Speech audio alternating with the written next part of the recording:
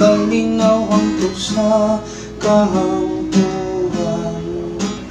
Ang katarong ulam mo sa iyang panahon, o ang hupit nga kalinaw hangtod sa kahangturan.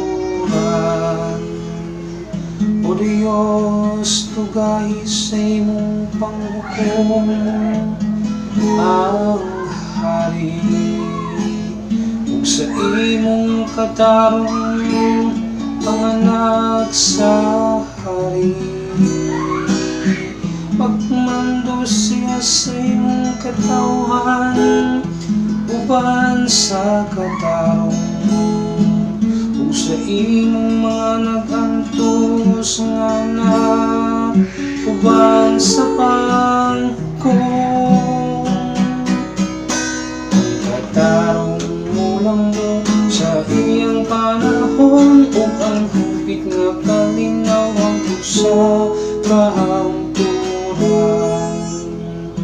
Ang kabukiran maghatag og kalinaw alang sa puso, ug ang kahungturan maghatag sa katarong.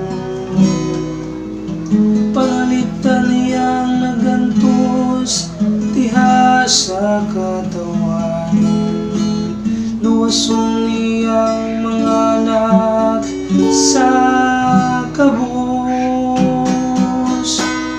Katarong ulam mo sa iyang panahon, ug ang hupit nga kalinaw hangtod sa kahangturan. Ang katarong ulam sa iyang mga adlaw, ang halaw nga kalinaw hangtod wala na'y buwan. Magharing ta siya gikan sa dagat ngadto sa kadagatan, ug gikan sa suba hangtod sa kinatumyan sa yuta.